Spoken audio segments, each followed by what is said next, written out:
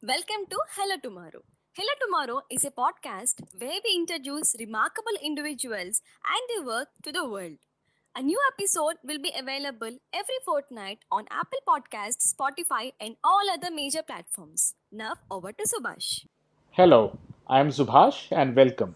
On our second episode of the Growth series, we will be speaking with Robin Wauters. Robin is the founder and editor in chief of Tech.eu. Tech.eu is a source of European technology news, data, and market intelligence. Hello, Robin. Welcome to the podcast and thanks for joining. Hey, Subhash. Thanks for inviting me. It's very good to be here. Thank you. Robin, let's quickly get into the podcast. Let's quickly talk about your education and your work prior to tech.eu. Oh, yeah. Well, in a nutshell, a bit of a journey because I initially went to college to study journalism, but when I got there, I actually wasn't that interested in studying journalism at all. So after 1 year, I switched to marketing. I studied marketing and I basically started my career doing a bit of marketing and sales for tech companies, which is also how I got an interest in the whole technology, innovation, and startup space. Then I started blogging about it, and then I ended up becoming a professional journalist anyway. So that's sort of coming full circle, I guess. Yes, of course. Could you please talk about your work prior to tech.eu?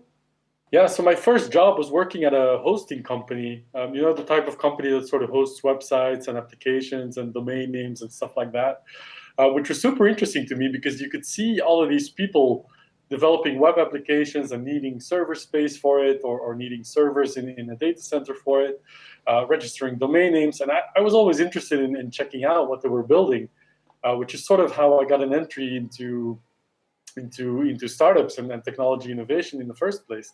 And then I sort of dabbled a little bit in the media space. I was a co-founder of a social media agency, one of the first in Europe, I think, in Belgium, called Talking Heads, which I sold eventually to a web design agency.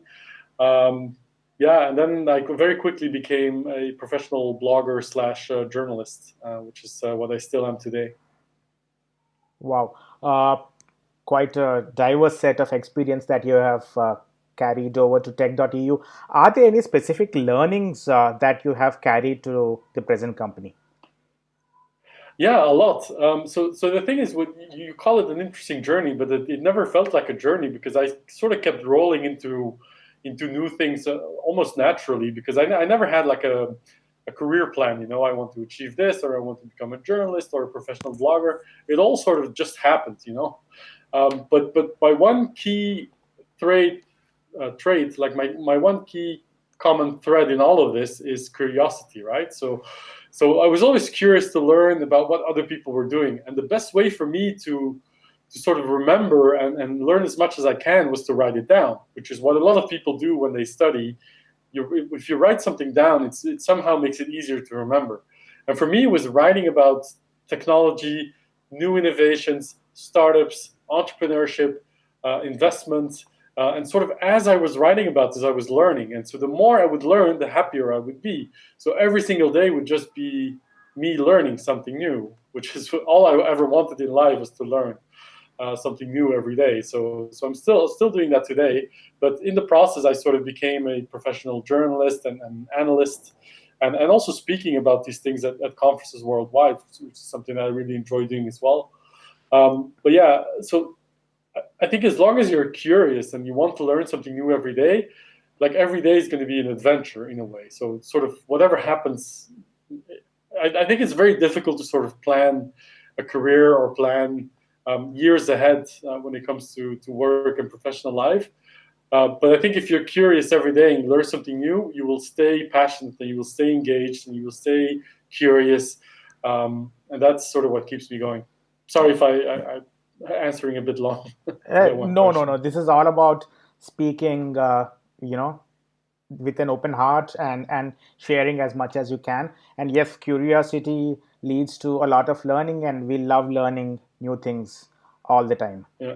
Yeah. Also, like there's so many people who say you have to follow your passion, and I know I'm not the first one to make this argument, but I think that's really, really bad advice. In a way, you sort of have to discover what you're good at, and then sort of hone your skills, become better at something, finding out what makes you happy and what makes you curious and what makes you want to learn something new every day, and try and convert that into something that at the very least keeps the lights on, makes enough money for you to sustain yourself and your family if you have one. But other than that, I would just try to become good at something. And if it doesn't work out, try to enjoy it anyway and do something else. So this whole following your passion is very difficult for a lot of people to understand, because it's not easy to sort of find out what your passion is. There are very good tax lawyers. There's very good, name any boring job that sounds boring to someone else, but someone gets very good at it. It doesn't mean that they're necessarily passionate about it from day one, but it's something that they've sort of become very good at, and in turn that makes them enough money to keep the lights on, and then you sort of develop an interest in getting better at it, and then that becomes your passion. So saying follow your passion from day one, for me, is very terrible advice, if that makes sense. Yes, makes sense, Robin. How did you come up with the plan or idea for Tech.eu, and how did you grow it to its present size? Yeah, good question. Long story short, I was working as a journalist for TechCrunch, which is one of the big technology innovation blogs in the world, of course. But when they were still relatively young, so in the first few years, I was sort of a senior editor working from Europe, writing about global innovation. And I noticed there wasn't a lot going on in Europe, in terms of new startups and really businesses scaling up to become global leaders in their fields. So I developed an interest for what is happening in Europe and what is stopping Europe from becoming more innovative, right? So I joined the Next Web after that, which is also a global technology blog, to write about Europe. And I lasted for about a year and a half when I noticed that they were still writing about global innovation, but not with a focus on Europe as much as I would like. So I figured if nobody else is doing a website about European tech, then I should be the one doing it.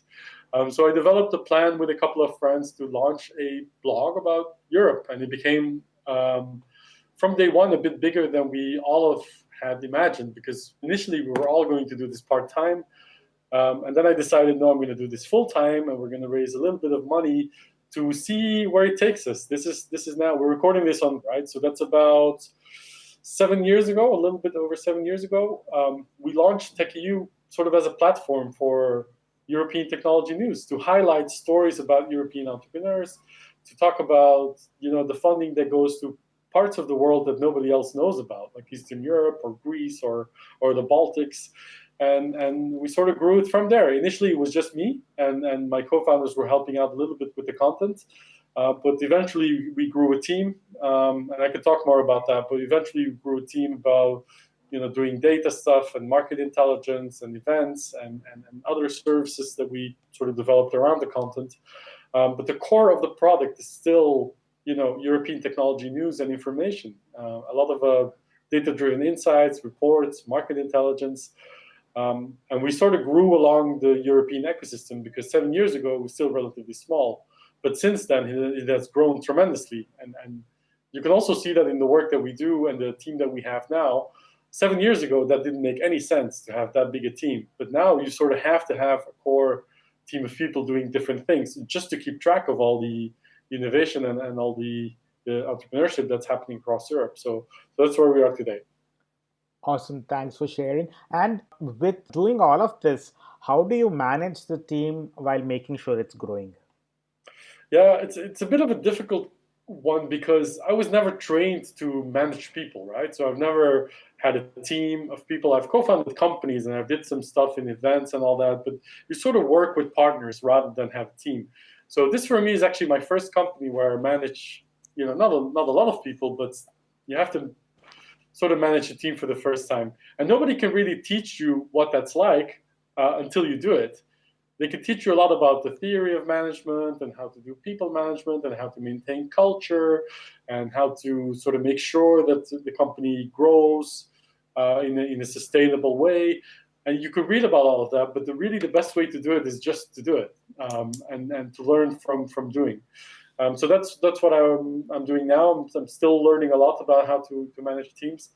But it's sort of an obvious one, because if you start very small, you start from one person, right? You very quickly realize what you need for person number two. And once you have person number two in place, it becomes very, very obvious and very apparent what you need in person number three. I think the real trick is, if you really scale a startup, which is Tech.eu is not a startup, right? It's like a small media business. But if you do a startup, scaling from one person to 50 to 100 to 1,000 people, that's milestones that become very, very difficult for entrepreneurs to cope with, because you need different skills to manage a team of 50 than you do a team of 200 people, So then it becomes tricky, because then you have to let go, you have to delegate, you have to work harder to maintain the company culture, which is very important in startups, particularly. So I've never had that problem, because we're still a small business. So I don't want to compare myself to other entrepreneurs, but it's skills you learn along the way, and nobody can really teach you how to do that unless you do it in practice, and to actually do it in real life. Very much. As in, the very reason I've asked you this question is because founders across the world, startup founders across the world, smaller, large companies, all of them face their own set of challenges with managing the teams, as well as growing and maintaining the fine balance between them. So I wanted to get your perspective on that. Yeah, it's a good question. It's also a very loaded question, because not every startup is the same as the other one, So it depends on the market that you're in, the field that you're in, the size of the market that you're addressing, the quality of your team, also the quality of the talent that you have available to you. Which, if you're located in a very small city, in a very small country, in sort of the remote part of Europe, for example, it gets a lot more difficult to find the talent that you need to scale. So it all depends on the circumstances as well. But then again, you can move, you can do remote work, you can hire distributed teams across the world. So then it becomes about the product. Like, how good is the product that you make, and how easy does that make it to attract the talent around you? So what I wanted to say, like, if I have any advice for founders, is just to do it. Like, it doesn't really matter if your company, becomes bigger and then smaller and then a little bigger, and then you have to pivot and you have to change direction. None of that matters, as long as you manage to sustain it long enough for you to find your purpose, and to find product market fit, and to find the right talent to help you scale it, maybe investors to help you with the financing of it. But all of that becomes very apparent as soon as you have something that people are willing to use or willing to pay for. So that takes, sort of courage in the beginning to build something new. But that's the one thing you should be focused on. Not about getting funding, not about getting press. It should be about building something people want, and then sort of take it from there. And then everything else was sort of, you can figure out along the way. But that's the first step you need to take, is build something people want. Very much. Finding the product market fit is more important than anything else. Yes, like you said, finding what the consumers want and giving them what they want should be more important in a way. Yeah, that's true. And also, like, this whole obsession with product market fit is there for a good reason, because that's when you can scale something. And if it doesn't scale, then you just figure out what the problem is and you try to solve that aspect of it. But you've solved the main problem already if you have product market fit. So there's a healthy obsession with the term and the model of getting to that point where then you can scale the business. That's healthy. On the other hand, you don't have to become too obsessed with it, because it's not because you have product market fit that everything is going to go smoothly, because the market can change. The market can change for reasons that you cannot control. Take, for example, 2020, which is, of course, always going to be remembered as the year of the coronavirus pandemic.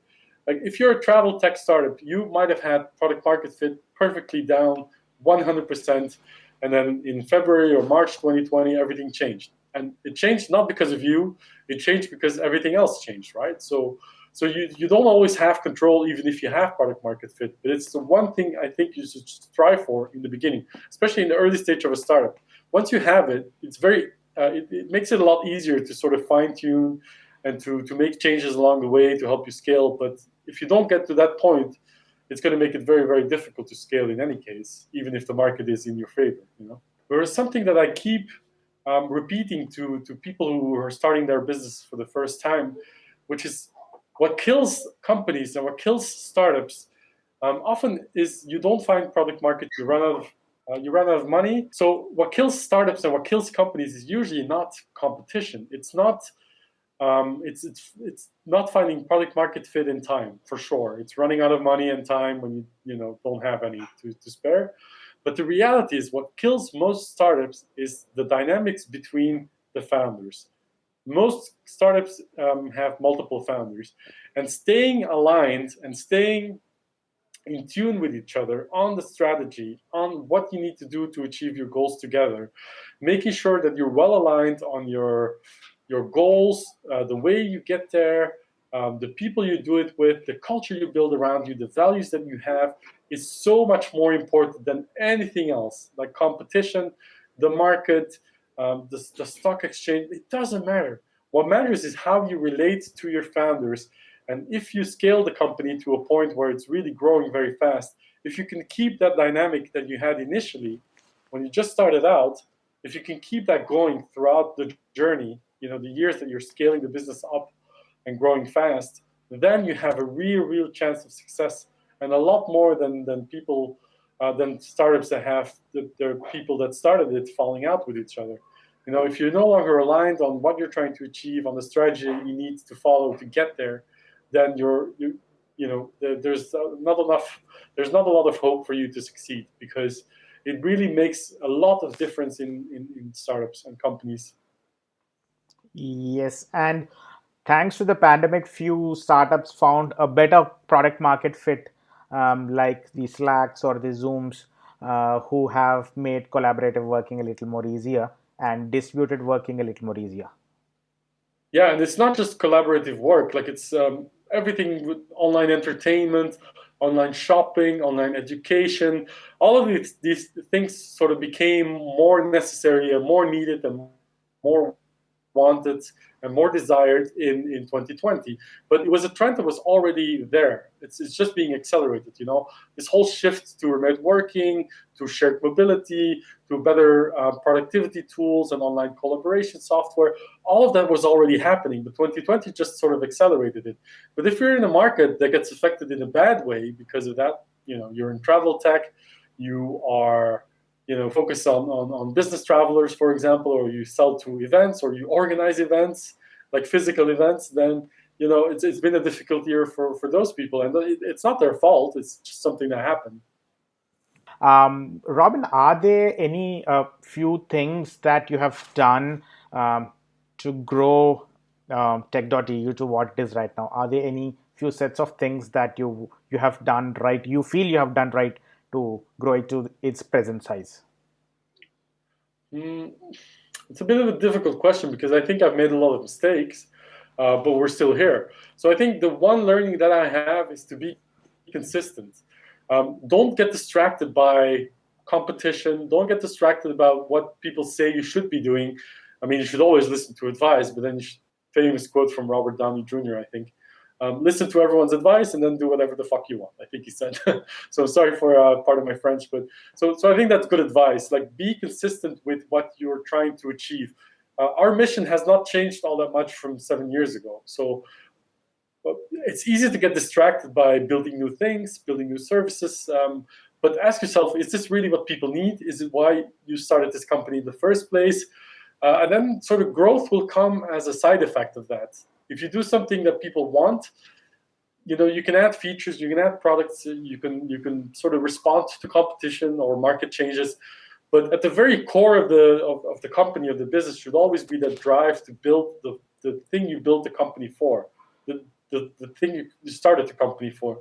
So focus on your mission. Focus on the things that you set out to do, and try to get there as efficiently and sustainably as you possibly can, and growth will sort of come as a byproduct or a side effect of that.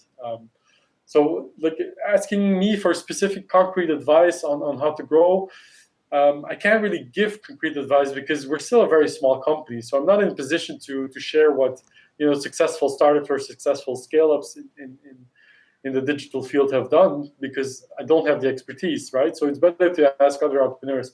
But I will say, from talking to a lot of entrepreneurs about growth and and mission-driven achievements is focus.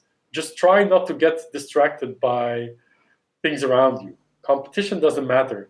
It matters what your team is doing according to the mission and the values that you put forward as a founder. So that matters. Like whatever someone else is doing or advising you outside of your company, listen to it, but don't get distracted by it. That's the one piece of advice that I would give. Very much. Listen as much as they tell you and use what is most applicable to your work. I guess that is how it should go. Exactly. So again, listen to all the advice and try new things, but try them in a smart way. Don't get hung up on certain products or features that you're developing just because you've built it doesn't mean that it's a good idea and that people are willing to pay for it. So you have to be willing to let go. As long as you keep the initial focus of why you started this company. And by the way, this is something that I really want to share with the listeners as well. Why you start a company is a lot more important than who starts the company, where you start the company, what you're building, how you're building it. It really matters a little bit, but it doesn't matter as much as why. This is something I ask, like as a journalist, when a startup comes to me and pitches their product or their business or their service. Like the one question I always have is like, why are you building this? Why are you sacrificing so much of your time and your efforts and your energy and your social life for this one thing that matters to you? Why do you do it? Why do you think people are willing to pay for it? Why do you think there's a market? Why do you think you'll make a difference? So I keep coming back to this why, because that's the reason entrepreneurs exist in the first place. They have a reason for building something that isn't in the market yet, that doesn't exist yet. So my goal as a journalist is always to find out why this person thinks that they'll make a difference in a certain market, in an industry, in the world, in the universe. But why? What drives people? That's what I'm always interested in. Perfect. So, Robin, you have traveled across the world, be it on Tech.eu's work or attended conferences and met founders, startup founders across the world. Are there any few major differences that you observe? You can be critical if you would like to. Oh man, that is an excellent question. Entrepreneurs are the same everywhere. And I'm not talking about only tech entrepreneurs or entrepreneurs with digital software companies. No, I'm talking about entrepreneurs in general.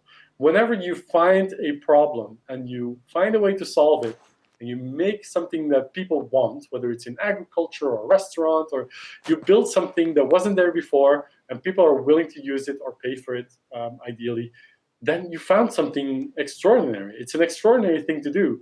So I salute all the entrepreneurs across the world, but they're not different at all. They all have sort of an itch, like something they feel is missing, something that they want but isn't there, so they should build it, or something that they know other people want but don't have or don't have access to, so they build it. And I have a lot of respect for people who do it in difficult circumstances, in places where there is no capital, in places where it is very difficult to find support, whether from partners or government or investors. So these are the real ones, right? These are the ones that do it against all odds, as they say. So with everything against them, they're still doing it. So, and you find this in the most remote places in the world. So your question is a really, really good one, but the answer is no. They're all the same in the sense that they have a mission and that they want to achieve and that they want to build something that wasn't there before. Which is very, very similar everywhere you go, and everyone you talk to in the world of entrepreneurship, they all really want the same thing. They want to do something that hasn't been done before in a way that they can control. They set the terms. They don't have to listen to anyone else if they choose not to. And sometimes they fail, and sometimes they learn, and sometimes they won't get back up and go back to sort of an office job or something else. But at the very least, they tried. So you have to respect that. Sure. And getting back to you personally, you travel extensively across Europe and also across the world. So, how do you manage your family and travel? And do you have any advice on work-life balance as specific? That's a tricky one. So I do travel a lot. I try to keep my trips very short. 2 to 4 days maximum for conference during the week. So I'm home after a few days or in the weekends because I have 2 young kids. I want to see them, of course, as much as I can. But I also feel like I travel for them. I travel for them not because it's a business and I make money so I can put food on the table. That's part of it. But I also travel because if I become a richer person by meeting people, seeing new places, experiencing new cultures, and I can give that to them, then it doesn't matter if I'm home every single day or every single night of the week. It matters that I have something that I can share with them so they can become richer human beings as well. So the way I look at it is sure, I travel a lot, but I travel to build myself and my family around me up to a point where you have different experiences and you can learn new things quite easily. So that's part of the reason why I travel in the first place, to learn, and so I can pass that knowledge on to my kids. Work-life balance, I'm the wrong person to ask because with entrepreneurship, as you know, you find something, you work, and it doesn't feel like work. So I work almost constantly. We're in a Christmas vacation now. I haven't really taken a lot of time for myself to relax because I don't really need it. Like just reading about entrepreneurship, reading interviews, learning about new technologies is what drives me anyway. So if I can keep doing that every day for the rest of my life, I will never feel like I'm working, and I will never feel like I'm missing life in a way. So work is life and life is work. And I know that sounds really bad to some people, but it's just the way it is for me. Yes, entrepreneurs do tend to go with the statement of work is life and life is work. But then, yes, a few people, maybe I myself have never felt the difference between work and the rest of their time. I always used to work as well when I was an entrepreneur myself. So yeah, but then I just wanted to understand if there are any few learnings from the work-life balance point of view that you could share. Yeah. Yeah, it's a tricky one because I don't really know. Like you're talking the same language that I'm talking, right? So we're talking about no difference between work and life. There's no need for a balance because we do what we do. But the reality is, I don't know if that's a good thing. Like time will tell if that's the right decision to make. But right now, that's the only thing I can do, right? But what I will say is that if you are the sort of entrepreneur that wants to stop at 5 p.m. every day and wants to enjoy weekends and wants to also tell their teams, like, take some time off, relax, take vacation if you need it, take some time in the weekend, don't answer emails at night, then I respect that a lot. Like, you don't have to hustle 24 hours a day, 7 days a week to be a successful entrepreneur. I've seen successful founders and successful businesses being built around a very, very healthy work-life balance and health and fitness-oriented culture. So it can work. So I don't pretend to know that this is, the way you should be doing is to not separate life from work. But that's something that I know that lots of entrepreneurs simply can't switch off. But I don't know if that's a good thing. In the long term, I don't know if that's a good thing. It might be, but I'm not 100% sure yet. I haven't figured that out yet. Sure, maybe we'll do this podcast again after a couple of years, and then I'll follow up. Yeah. Robin, are there any learnings and failures from your life, specifically work life, that you would like to share about? Maybe health. Like if you travel a lot and you work a lot, it is very, very, very difficult to stay in shape, to stay fit, to eat healthy, to eat regularly, like at a very healthy frequency. So that is something you really need to take an effort as an entrepreneur to make sure that you have a balanced diet, that you make sure that you're fit, not just physically, but also mentally. If that's meditation, if that means exercising, if that means going out and using a boxing ball for an hour just to let off steam, it doesn't really matter. But find something that lets you take your mind off things, even if just for half an hour or an hour, to stay mentally fit, to stay physically fit, and to really sort of think long term. Because if you want to build a company, you want to do it long term, but you also want to live long. You want to live a long, healthy life, like most people do. So try to make sure you don't make that mistake. I certainly made that mistake in the beginning, of Tech.eu, where I wasn't really switching off completely.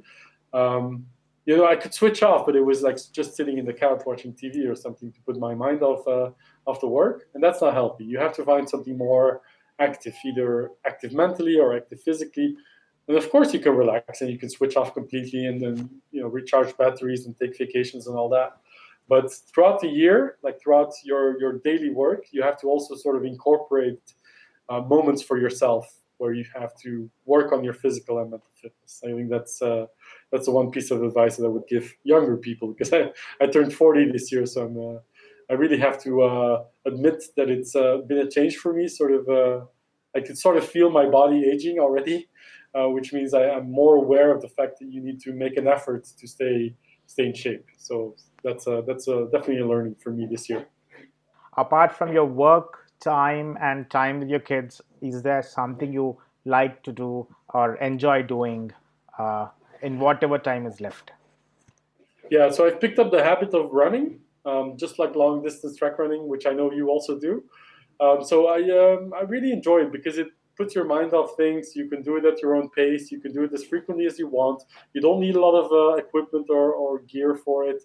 You can listen to podcasts as you're running, so you can still sort of work while you're exercising. So for me, that's ideal. I also live in a place that has lots of nature around me, so I'm very lucky in that sense that I can easily go into a park or forest to run. So running, I would say, is the one thing that I really enjoy. And of course, I'm forgetting the most important thing in my life is my kids. Just being with them, doing things with them, playing with them, just, it's the best thing in the world. And listeners, our podcast is also really good. You could listen to it while you run and do your Yeah, activities. Please do, absolutely. please do And I'm subscribe. not even a podcast person, but I've picked up the habit of listening to podcasts while I run. And that's sort of ideal because you can choose the length. You could do 20 minutes or you could do 1 hour. And you can choose the podcast based on the time that you're exercising or running. So it's really, really perfect. Yes, Robin. Let's quickly do some fun questions before we end. We have Yes. heard a few notorious things about tech after parties in the Europe. Would you like to talk about them? Notorious things. Well, there used to be a lot of drinking and socializing and then crazy parties. I feel like as the tech industry in Europe sort of matures and becomes more professional, it's become a bit less frequent.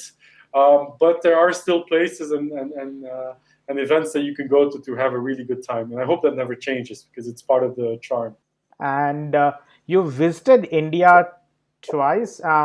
What are a few favorite moments that you enjoyed here? Oh man! So the first time was sort of vacation. So I took a 3-day trip to Mumbai, 3-day trip to Hyderabad, and a 3-day trip to Goa. And all three of them were so different that it gave me a desire to explore more of the country, because it's really, like, for me at least, it doesn't feel like a country. It feels more like a continent, with like different states have their own cultures and language and religion and nature and eating habits and culinary traditions. And it's such a wonderful world to discover on its own. So I'm looking forward to visiting India a lot more in the future. Um, and also India doesn't compare to anything else in the world. Sometimes you go to a city that feels familiar, or it makes you sort of think of another city in terms of architecture or feeling or language or food. But India is so different from everything else that I've seen in my life that it just makes you want more.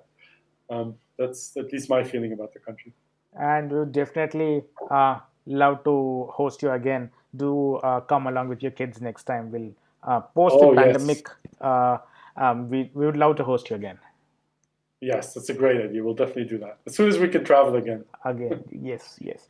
And Robin, you live in the beer capital of the world. What is your favorite beer? I have many favorite beers, but if I had to choose one, it would probably be something called Triple Carmelite. It's a blonde 3-grain beer. It's made in Dendermonde, which is not very far from Brussels. And actually, you can find it relatively easy in Europe. So it's not a big export beer yet, but you can see that it's popping up in stores across Europe already. And you can also buy it online. So Triple Carmelite is the one to try. Robin, also you know a number of languages. How did you acquire knowledge in all these languages? And Is there a specific need that you started to learn more of these languages, or just they kept going? No, I'm just lucky. I think because I was born in Brussels, right? So I live in Belgium, which is a very, very tiny country, surrounded by multiple countries, bigger countries that speak different languages. So automatically, we have to learn Dutch or Flemish, French, and German in school. We learn English in school, of course, and we also subtitle things in Flanders. So we hear English from a very young age by watching movies and shows. So that's already four languages that you can nail during your childhood. So that makes it very easy to educate yourself in different languages. Because once you know French, it becomes easier to learn Italian or Spanish. Once you know Dutch, it makes it easier to learn German or Danish, for example. So you have a good foundation to learn different languages. So I just got lucky by where I was born. And I also have a keen interest in learning languages because, as I said in the beginning, I'm very curious and I want to learn. And if you speak multiple languages, you make it easier for yourself to learn different things at different times. So that's also one of the reasons I keep honing my language skills. Thank you for your time today, Robin, and thank you for sharing all your thoughts on No, of this course. Thanks, podcast. thanks for inviting me. It's really, really helpful when people ask you questions like this. You sort of think about this from day to day, but you never write them down or you never tell anyone. So it's just really good to have sort of an interview. Usually, it's me doing the interviews, so it's really, really useful for me to be on the other side of things. So thank you for the invitation. Yes, very much. Even our vision is to take these stories, take these ideas, take these learnings and thoughts to as many people as possible, so that we all learn day in, day out, and we would like to add a little more learning to everyone around through our podcast. Yes, learn, learn, learn every day, and your life will be fantastic. Very much. Thanks a lot, Robin. Have a great week ahead and wait for my next podcast with another remarkable guest. Please do subscribe and share our podcast and do join us on this journey of learning.